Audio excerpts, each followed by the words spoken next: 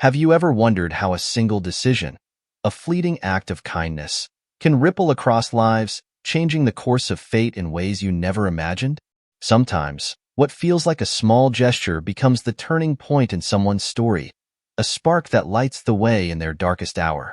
For Grace Henderson, a woman balancing two jobs and the weight of endless responsibilities, life at the roadside cafe was more about survival than dreams.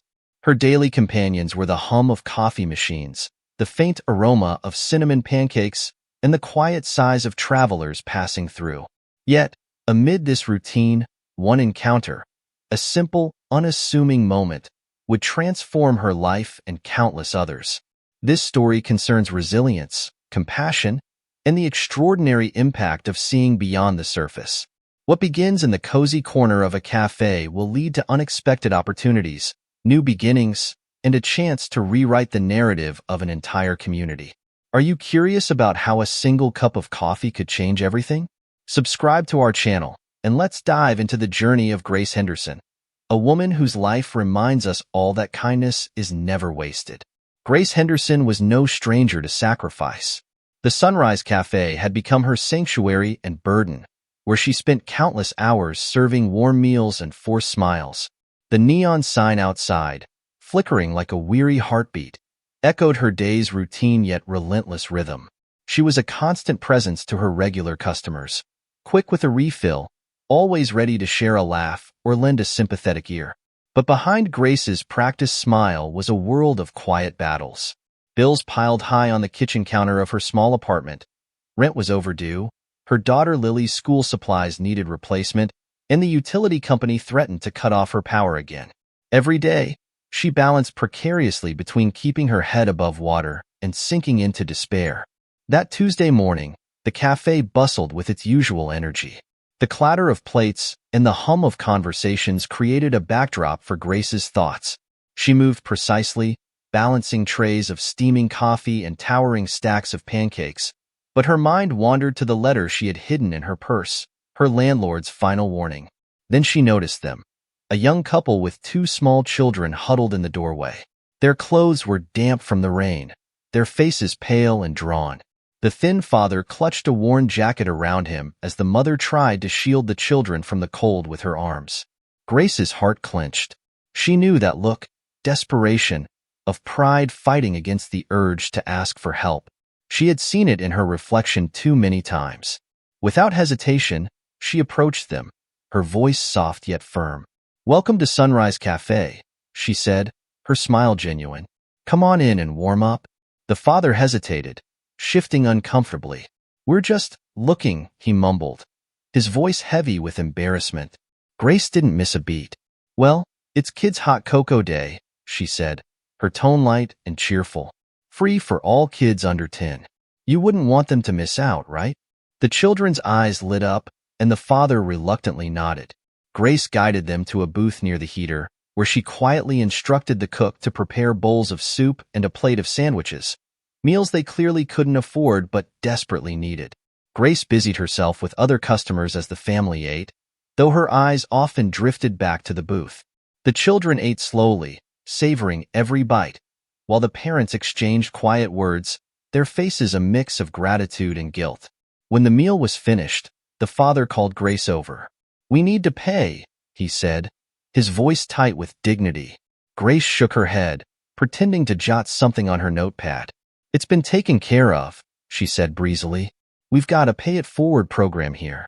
Someone else's kindness covers the cost." The man's eyes glistened, and his wife's trembling hand covered her mouth. "Thank you," he whispered, his voice breaking. Grace smiled warmly. "Take care of those little ones," she said softly before walking away, her eyes stinging with unshed tears. As the family left, their quiet smiles lingered in the cafe like a warm echo. Grace felt a small, flickering sense of hope. Yes, she had dipped into her meager savings to cover their meal, but she knew the value of a moment of kindness. It was worth it. Life returned to its steady rhythm at the cafe. Days turned into weeks, and Grace thought little of the family she had helped beyond a quiet warmth that surfaced when she remembered their gratitude. The shifts were long, the customers a blend of regulars and travelers, and Grace carried on, her gardens growing heavier by the day. Then, one Thursday morning, the cafe door jingled open, and a man stepped inside. He was tall, his tailored suit stark against the worn linoleum and scuffed vinyl booths. His polished shoes clicked on the floor as he moved, carrying an air of authority and ease. Grace noticed him immediately, not just because of his appearance, but because something about him felt familiar. He approached the counter and offered a polite smile. "Table for one?" Grace asked, her voice steady despite her curiosity.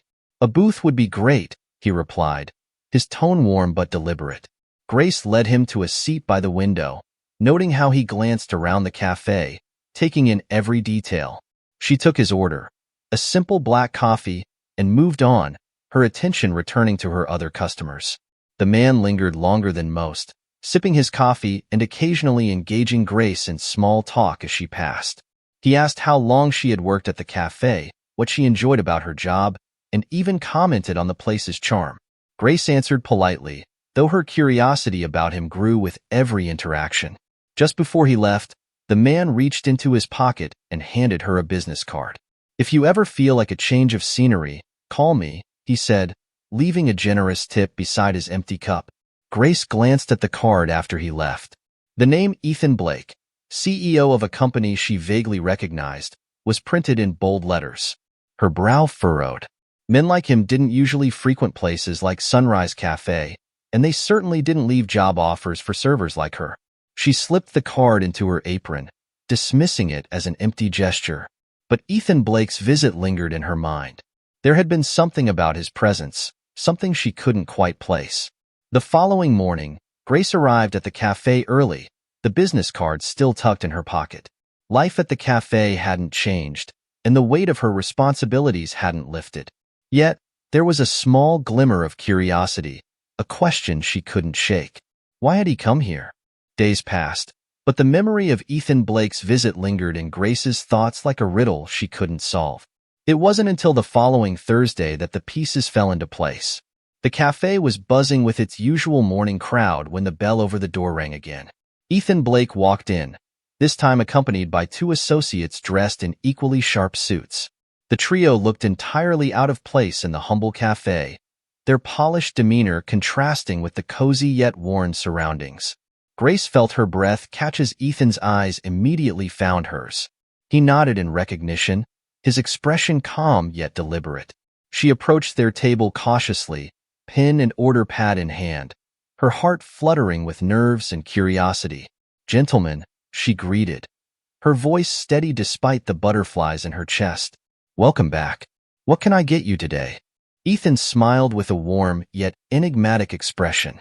"I'll have the special, whatever it is," he said lightly, earning polite chuckles from his companions. Grace jotted down their orders and moved through the motions of serving with practiced ease. Yet, she couldn't shake the feeling that Ethan's return wasn't a coincidence.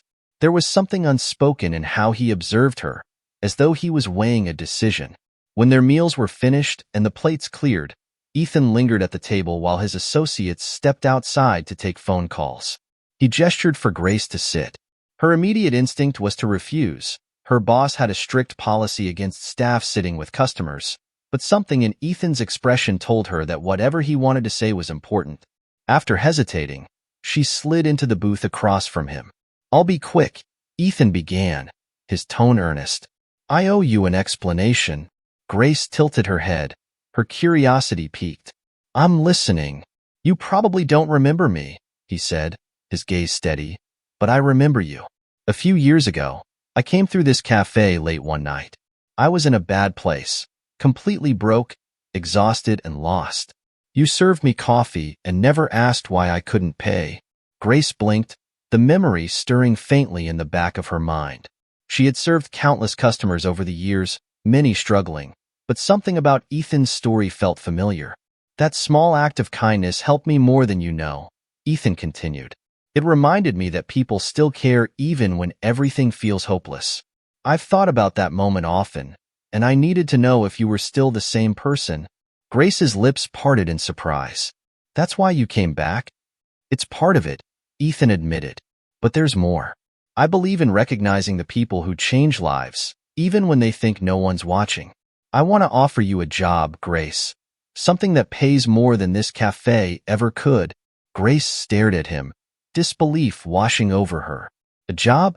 She repeated. Doing what? I don't know anything about business or whatever you do. Ethan leaned forward, his voice soft but insistent. You know people. You understand what it's like to care when no one else will. My company needs someone like that who can lead community outreach programs, build connections, and create real change. It's not just about corporate responsibility. It's about making a difference. For a moment, Grace was silent, overwhelmed by the enormity of his words. Finally, she managed to speak. I need time to think about this. Ethan nodded, understanding in his eyes. He handed her another business card with a personal phone number scribbled across the back. When you're ready, he said. As he left the cafe, his associates falling into step behind him, Grace remained seated, her mind racing, and the rest of the day passed in a blur, her thoughts consumed by the unexpected offer and its implications. Could she step into a world so different from her own? Or was this opportunity too big, too good to be true? That evening, Grace sat at her small kitchen table, the business card trembling between her fingers. The peeling linoleum beneath her feet and the second-hand furniture around her felt oppressive, a stark reminder of the life she had fought so hard to maintain. Across from her, Lily chattered excitedly about the school, her young face glowing enthusiastically. Grace tried to focus, nodding and smiling as her daughter spoke, but her thoughts were miles away. When Lily finally paused, she tilted her head, studying her mother with curiosity and concern. Everything okay, Mom? Grace forced a smile. Just a lot on my mind, sweetheart. Lily nodded, her faith in her mother unwavering. You'll figure it out. You always do. Her daughter's words echoed in Grace's mind long after Lily had gone to bed. She thought about the life they had built together, the sacrifices, struggles, and moments of joy that kept them going. She thought about Ethan's offer and the possibility of something better, not just for her but for Lily. The following day, Grace picked up her phone, her heart pounding as she dialed the number on the back of the card. Ethan Blake, came the familiar voice on the other end. It's Grace, she said, her voice trembling with fear and determination. I'm ready to talk. Grace sat on the edge of her seat as the elevator ascended to the top floor of the sleek glass building where Ethan Blake's company, Blake Horizons, was headquartered. The polished metal walls reflected a woman who felt entirely out of place, her modest blouse and carefully pressed slacks starkly contrasting the professional sharpness of the receptionist who had greeted her. Yet, as the elevator doors slid open, she straightened her shoulders and stepped forward, determined not to let her nerves show. Ethan was waiting for her, standing near a wall of floor-to-ceiling windows that framed a breathtaking view of the city. He smiled warmly, extending a hand. Grace, he said, his tone genuine. Thank you for coming. She shook his hand, her grip firm despite the whirlwind of emotions coursing through her. I appreciate the opportunity, she replied, her voice steady. Ethan led her into a spacious conference room, where he began outlining the role he had envisioned for her. Grace's apprehension slowly gave way to a sense of possibility as he spoke. The position wasn't about corporate jargon or lofty numbers, but about people.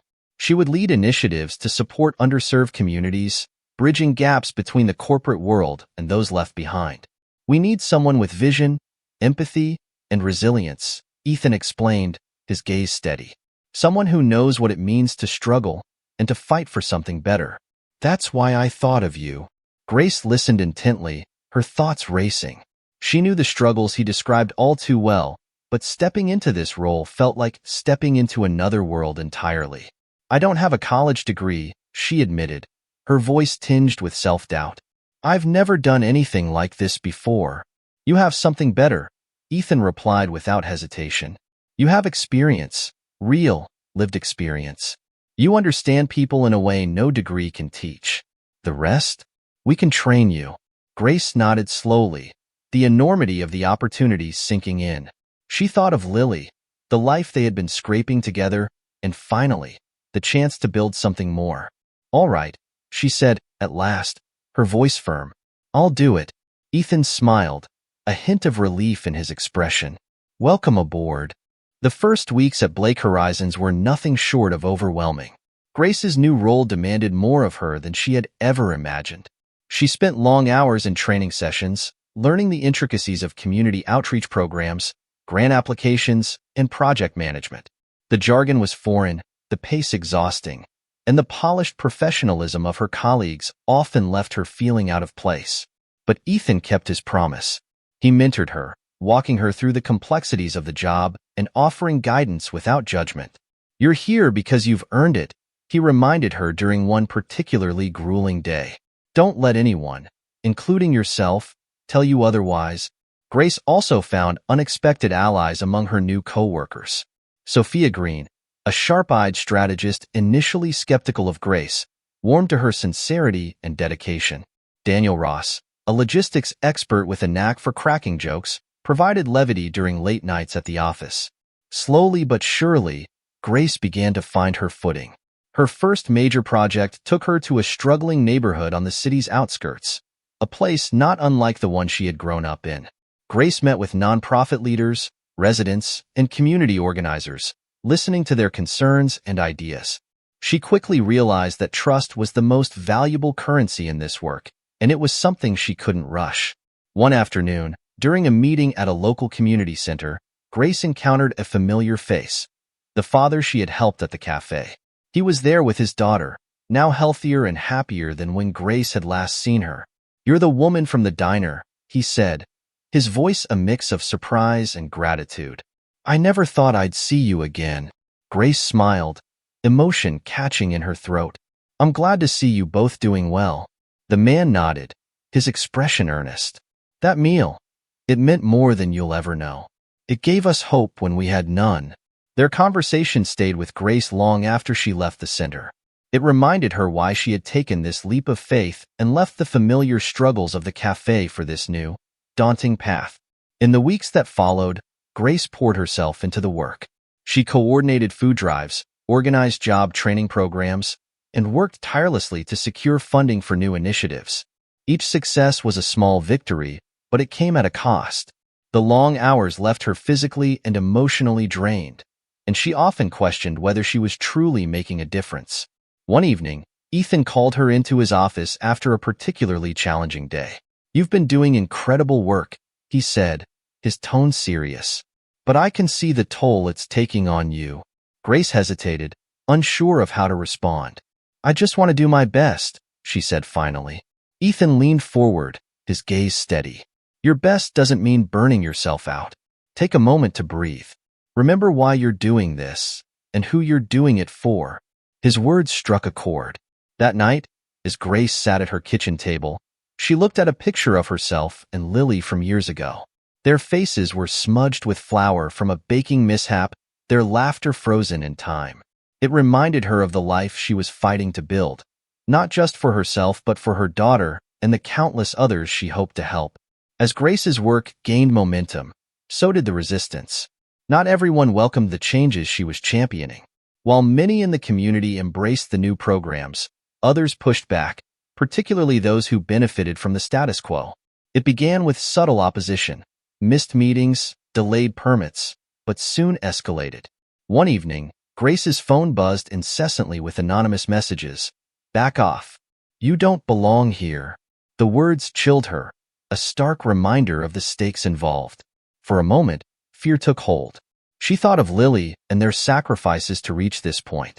The doubt crept in, whispering that she was in over her head, that she didn't belong in this world of high-stakes negotiations and systemic change. But Grace was no stranger to adversity.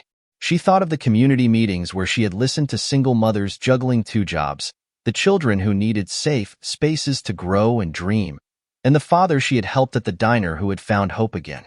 The following day, Grace addressed a gathering of residents and leaders, her voice steady despite the weight pressing down on her. "Change is hard," she said, her gaze sweeping the room. "And it scares people, especially those who profit from things staying broken. But we have something stronger than fear. We have each other. And together, we are unstoppable." Her words resonated. The crowd erupted in applause, their faith in her unshaken. Though the threats continued, Grace refused to be intimidated. She leaned on her growing support network, including Ethan, who stood by her side, and Sophia, who offered strategic advice to counteract the resistance. Slowly but surely, the walls of opposition began to crack. As Grace's confidence grew, so did the scope of her work. Ethan approached her with a bold new idea, a sustainable development initiative to revitalize low-income neighborhoods. The project would require negotiating with city officials, collaborating with architects, and engaging with skeptical residents who had previously heard too many empty promises. Grace felt a surge of doubt. The initiative was far more complex than anything she had tackled before. "You're putting a lot of faith in me," she said, her voice laced with uncertainty. "You've earned it," Ethan replied, his confidence unwavering. "This isn't just about you. It's about what we can build together. Think of the lives we can touch." Inspired but apprehensive, Grace threw herself into the challenge. Her first meeting with city officials was daunting. Her heart pounding, she entered the conference room to find a table of sharply dressed individuals with unreadable expressions. Grace took a deep breath, her mind flashing back to the cafe, to the countless hours spent listening to customers' stories and connecting with people on a human level. She spoke from the heart, her voice steady and passionate. "I know what it's like to feel overlooked," she began, "to hear promises that never materialize. But this project isn't about ticking boxes or chasing headlines. It's about real change, change built by the people here. We need your partnership to make that happen." Her words hung in the air. After a long silence, one of the officials, an older woman with silver-streaked hair, leaned forward. "What makes you so sure you can deliver? We've heard these pitches before." Grace met her gaze evenly. "Because I've lived it," she said. "And because this time, we're doing it differently." The negotiations were grueling, marked by late nights, heated debates, and more setbacks than Grace cared to count. But she refused to give up. She spent countless hours meeting with community leaders in church basements and school auditoriums, listening to their concerns and incorporating their ideas into the plans. She stood shoulder to shoulder with residents during protests, advocating for fair treatment and resources. Gradually, the skepticism began to fade.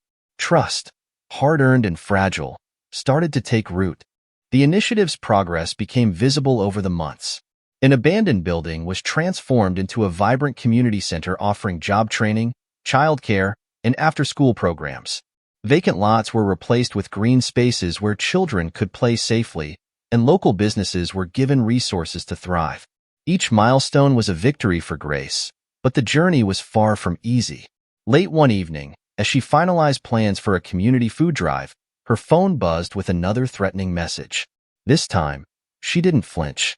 Instead, she thinks of Lily, the people she has met, and the lives that count on her determination. The following morning, she stood before a crowd at the community center, addressing the threats head-on. "Fear thrives in silence," she told them. "But we won't be silenced. Together, we've proven that change is possible and won't let fear dictate our future." The crowd erupted in support, their belief in Grace stronger than ever. Amid the challenges, Grace found moments of connection that grounded her. She visited the cafe on rare breaks, savoring the nostalgia of her old life. The regulars warmly greeted her, and old Sam, her favorite customer, handed her a piece of hard candy as he always had. "Look at you now," he said, grinning toothlessly. "Making waves, huh?" Grace laughed, her eyes glistening. "Still taking it one day at a time, Sam." These moments reminded her of how far she had come, in miles and self-belief. She realized that her work was not just about programs or projects, but about people. Real lives transformed through small, meaningful actions. The months following the initiative's launch were a whirlwind. Media outlets began covering the story, highlighting the transformation of neglected neighborhoods into thriving communities. Grace's name appeared in articles and TV segments, often accompanied by images of her standing amidst newly built parks or handing out meals at food drives. She had become the face of hope for countless families, symbolizing resilience and determination. Despite the attention, Grace remained grounded. She continued working long hours, meeting with residents, and pushing for additional funding. The recognition was humbling, but it also brought new challenges. Offers began flooding in, from nonprofits, advocacy groups, and government offices.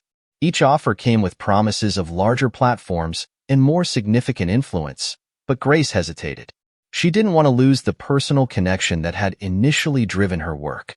One evening, Ethan called her into his office. He stood by the window, his gaze fixed on the city skyline. "You've accomplished so much already," he said, facing her. "But there's still so much more to do. Are you ready for the next step?" Grace tilted her head, intrigued. "What do you mean?" Ethan explained his vision. A national expansion of their Sustainable Development Initiative. It would involve replicating their success in other cities and partnering with local organizations to ensure the work remained community-focused. "It's ambitious," Grace said, her voice tinged with apprehension. "It is," Ethan admitted. "But if anyone can do it, it's you." Grace took a deep breath. Scaling the initiative was daunting, but the potential impact was undeniable. "Let's do it," she said, her resolve outweighing her fear. The first city on the expansion list was one close to Grace's heart, the town where she had grown up. Stepping off the train, she was struck by how little had changed. The worn streets and boarded-up storefronts were painfully familiar, a reminder of the struggles she had worked so hard to escape. Her first stop was the cafe where her journey had begun. The Sunrise Cafe was just as she remembered it, the neon sign buzzing faintly above the door. Inside, the clatter of plates and the smell of fresh coffee greeted her like an old friend. The regulars welcomed her warmly, their faces lighting up as she walked in. Old Sam waved her over, his familiar toothless grin stretching across his face. "Well, if it isn't the big city star," he teased, offering her hard candy. "Still remember us, little folks?" Grace laughed, slipping the candy into her pocket. "Always, Sam." As she sat down, memories of her time at the cafe flooded back. She thought about her countless hours serving coffee and listening to customers' stories. It had been a place of struggle and connection, where her first act of kindness had set her on a path she could have never imagined. Later that day, Grace visited the neighborhood where she had grown up. She walked past the small, run-down apartment building she had once called home, her heart heavy with nostalgia. The peeling paint and broken windows starkly contrasted with the vibrant community she was now working to build. A young girl ran up to her, clutching a worn soccer ball as she stood there. "Are you the lady from TV?" the girl asked, her wide eyes filled with curiosity. Grace knelt to meet her gaze, smiling warmly. "I guess I am." The girl beamed. "My mom says you help people like us. Is that true?" Grace's throat tightened. "I try my best," she said softly. The girl nodded, then darted toward a group of children playing in the street. Watching her, Grace felt a renewed sense of purpose. This was why she had leaped and left the comfort of familiarity for the uncertainty of change. That evening, as she prepared to leave, Grace stood in the middle of a newly renovated park, the sun setting behind her. Families gathered around picnic tables, children played on the swings, and laughter echoed. It was a scene she had dreamed of creating, a tangible reminder of what was possible when people came together. Ethan joined her, his expression one of quiet pride. "You've made this happen," he said, his voice low but full of conviction. "We did," Grace corrected, gazing at the families enjoying the park. "And this is just the beginning." The national expansion brought new challenges. Each city had unique needs and obstacles, requiring Grace to adapt her approach constantly. She spent countless hours meeting with local leaders, listening to their stories, and building trust. One challenging project involved revitalizing a neighborhood plagued by gang violence and poverty. Grace faced resistance from all sides. Residents wary of outside interference, officials skeptical of her methods, and even threats from those who profited from the community's struggles. But Grace refused to back down. She worked tirelessly, organizing community meetings, advocating for resources, and standing shoulder to shoulder with residents during protests. Gradually, progress began to take shape. A dilapidated school was transformed into a community center offering education and job training programs. An abandoned lot became a vibrant garden where neighbors could gather and grow fresh produce. Businesses, once shuttered, began to reopen, bringing jobs and hope back to the area. Through it all, Grace remained deeply connected to the people she was helping. She knew their names, their stories, their struggles. They weren't just numbers on a spreadsheet. They were her neighbors, her family. As the initiative grew, so did its impact. News outlets across the country showcased the transformation of neighborhoods once thought beyond saving. Stories emerged of single mothers finding steady work, children excelling in newly built schools, and communities banding together to reclaim their futures.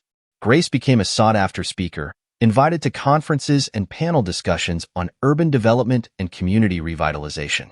Though she disliked the spotlight, she understood the importance of amplifying the voices of those she represented. One such event was a national summit on sustainable development. Standing before an audience of policymakers, nonprofit leaders, and business executives, Grace took a deep breath and began to speak. "I'm not an expert," she said, her voice steady despite the butterflies in her stomach. "I'm not a scholar or a politician. I'm just someone who knows what it feels like to struggle, to feel invisible, like the world has left you behind. But I also know the power of connection, the strength of a community that refuses to give up on itself." Her words resonated deeply, earning her a standing ovation. But it was a quiet moment after the speech that moved her most. An older man approached her, tears in his eyes. "You've given me hope," he said, gripping her hands tightly. "Hope that it's not too late to make a difference." Back at Blake Horizons, Grace and Ethan continued to expand their vision. They partnered with architects to design sustainable housing, launched mentorship programs for at-risk youth, and even established a scholarship fund for students in underserved areas. Each new project brought challenges, but Grace met them head-on, her determination unyielding. Despite the growing demands of her work, Grace remained deeply connected to her roots. She made a point to visit the communities she served, listening to residents' stories and celebrating their victories. On one such visit, she encountered the family she had first helped at the cafe. The father, now a construction worker, greeted her with a warm smile. Holding a small bouquet of wildflowers, his daughter handed them to Grace. "These are for you," the girl said shyly. Grace knelt to accept the flowers, her eyes brimming with tears. "Thank you," she whispered. As she walked away, she realized how far she had come, not just in miles but in her own belief. Her small act of kindness at the cafe set off a chain of events she never imagined. One evening, Grace found herself standing on the rooftop of the Blake Horizons headquarters, gazing out at the city lights. The skyline glittered like a sea of possibilities, each light a reminder of the lives she had touched. Ethan joined her, a coffee cup in hand. "Do you ever think about how it all started?" he asked, leaning against the railing. "All the time," Grace replied, her voice soft. "It's hard to believe how much has changed." Ethan nodded, his gaze thoughtful. "You've done something incredible, Grace. But I need to ask, how far are you willing to go?" Grace turned to him, curiosity flickering in her eyes. "What do you mean?" He explained his latest idea, an initiative aimed at addressing systemic inequality on a national scale. It would involve working directly with policymakers, lobbying for legislative changes, and tackling the root causes of poverty. "It's a massive undertaking," Ethan admitted, "and it's going to be controversial. But if we pull it off, we could change lives on an unprecedented scale." Grace's pulse quickened. The thought of taking on such a monumental challenge was daunting, but the possibility of creating lasting change was too compelling to ignore. "I'm in," she said, her voice firm despite the tremor in her chest. In the following weeks, Grace threw herself into the new initiative with the same passion and determination that had defined her journey. She faced resistance from powerful interests, navigated political minefields, and endured moments of self-doubt. But she also witnessed the power of collective action, the strength of communities banding together to demand change. The initiative's first anniversary was celebrated with a massive community event in a newly revitalized neighborhood. Families gathered to share meals, children played in the parks, and former skeptics stood shoulder to shoulder with supporters. Grace stood near a display showcasing the initiative's progress when the father from the cafe approached her. "You've changed everything for us," he said, his voice thick with emotion. "No," Grace replied, her voice steady. "We did this together." Nearby, Ethan watched the exchange, pride evident in his expression. He stepped forward and guided Grace to the stage, where a microphone awaited. The crowd quieted as Grace took the podium.